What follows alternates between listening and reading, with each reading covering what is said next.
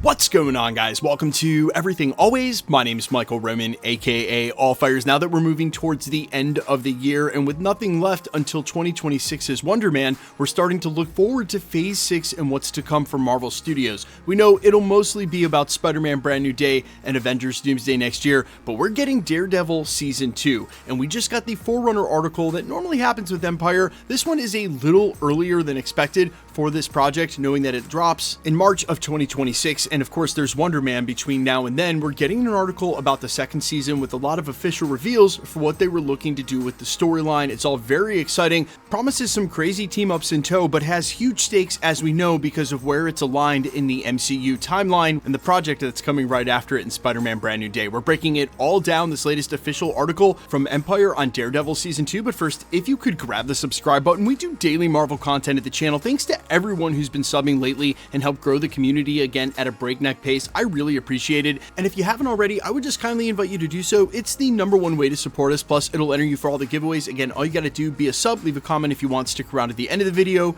We get into all the giveaway stuff again there. Okay, so this article actually broke about an hour or so ago. Admittedly, it'll be a little longer than that before my editor gets this video up. From Empire, under the headline, Daredevil Born Again returns for Season 2 with total freedom. We can do whatever we want. And in our very first look at Daredevil Born Again officially, they gave us a snapshot of Daredevil in his Shadowlands all-black outfit in the water at what we're hearing hints is a pivotal point in not only the episode, but in the entire series. Now, obviously, a ton of behind-the-scenes set footage and photos of this exact moment were leaked earlier in the year and during production, circulated so heavily that real recently Brad Winderbaum was actually asked about them point blank by Brandon Davis, just because he knew, and everyone knows, everyone's seen him. So I am not surprised that they went with this first look shot to show us the series. Again, this may or may not be a very important moment that's happening here. Regardless, they go on to report, quote, "When Charlie Cox returned as Daredevil in Disney Plus sequel series Daredevil Born Again, there was much to love. Hell's Kitchen hero back at it again, Vincent D'Onofrio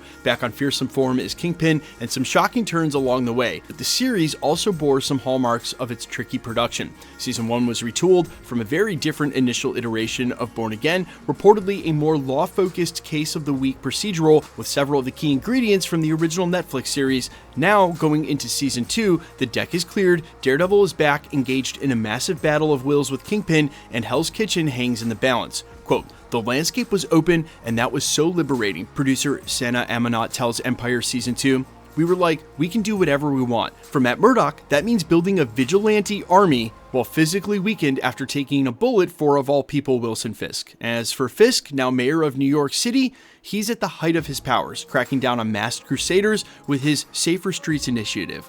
What does it mean for Fisk when he's gotten everything he wants," teases Amanat of where Born Again is going. "When you give a person whose thirst cannot be quenched the most valued treasure, is it enough? Or does he squeeze his treasure too hard?"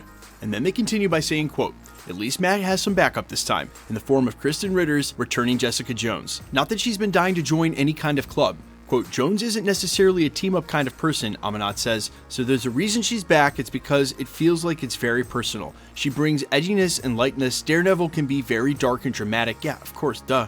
And she cuts through the BS in a really fun way. Get ready for Born Again to be, well, born again." Now, they're going to have a full article coming out on the 20th, but I thought there was some really important stuff in here for confirmations for what we assumed was coming from the finale of Daredevil Born Again, where very obviously Matt Murdock is going to need a team to take on Wilson Fisk. And while the big looming question is just how many of the Defenders are we going to see back on his side, like will we actually get Iron Fist? And at this point, I certainly have to admit, until real recently, I would have said absolutely no way, but now nothing would shock me. I think the real question is, now that we know confirmed we're going to see Punisher and presumably Daredevil in the upcoming Spider-Man Brand New Day, are they actually going to do it? After the tease of having Tom Holland's Spider-Man theme play for a very short period of time, but in an important moment during the finale, and knowing that it leads right into Brand New Day, let's put it this way. They know that there are channels like mine, fans like ours, who sit and look at every detail in context and try to figure all of this stuff out. And I just can't imagine there's a world where they're leaving these breadcrumbs for us to find, but not making good on it. But where we have to make sure we draw the line is Tom Holland's Spider-Man and the licensing issues between Sony and Marvel, and then Daredevil showing up in Spider-Man. Obviously, Daredevil can show up in Spider-Man Brand New Day. He was already in No Way Home.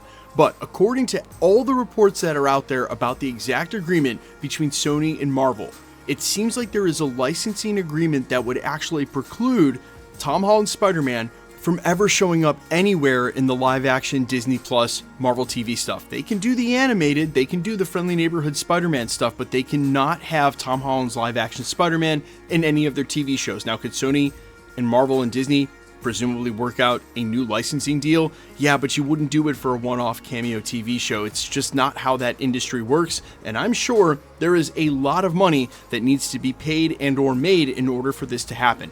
So what these breadcrumbs are really for is Daredevil and Punisher's presence in Brand New Day. We already know Punisher's in there confirmed, and while we covered some of the new rumors and reports that Daredevil would be showing up as well, I think basically the placement of this TV show and the theme of building a team, having some of the major characters go right into Brand New Day like the Punisher, that also means definitively that yes, we'll see Matt Murdock in full Daredevil teaming up with the Hulk, Punisher, and Spider-Man in a 4-person team to take on whoever the big bad is for Spider-Man Brand New Day, which at this point we don't even know if they'll confirm in the first trailer because it's Sony, and admittedly I'm okay with that because Marvel, while they're doing a good job of doing everything early anyway, I'm more focused on the Doomsday trailer than I am on Brand New Day, and I wouldn't be surprised if they hold Brand New Day for the Super Bowl since we're getting Doomsday next month with Fire and Ash. I will also say that it is funny to hear all the top brass at Marvel Studios talk about wanting to separate the TV show canon mostly from the movies as much as they can in order to make it not feel like homework, so you don't have to go watch one to see the other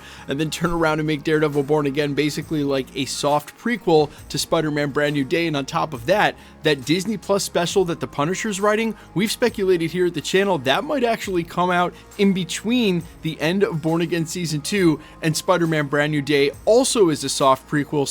So much for that doing your homework stuff, but come on Marvel, you know we're watching all this stuff anyway. You guys let me know all your thoughts down below. What is your hype level for Born Again Season 2? Do you think it holds up with some of Marvel's best TV? I honestly can't wait. To be honest, Daredevil teaming up with Punisher live action crossovers is basically all I want, and they could just make a show of them doing that the whole time and plot goes nowhere and I'd be for it. You guys let me know all your thoughts down below. Quickly, let's get into the giveaway stuff. Before I let you go, okay, still giving away PlayStation 5s. We'll do that for every Marvel drop next year, but we've got some time between now and then. In between, let's do another round of the Fire and Ash tickets so you can see the Doomsday trailer in all its glory before Fire and Ash actually plays. All you gotta do is leave a comment on the video. We'll announce a new winner tomorrow at the end of the video. It's that simple. Just be a sub, leave a comment, because it's truly random, guys. The more videos you comment on, the better chance you have of winning. Make sure to hit the notification bell with all notifications turned on to keep up with the videos. And of course, if you like today's video, I'd appreciate it if you'd hit the like button. My name's Michael Roman. Find me on Instagram and Twitter at IamFires. Find me on all other platforms under the name AllFires. And while I would sincerely appreciate you checking my music out, thanks for checking this channel out. Stick around. We'll be posting again real soon.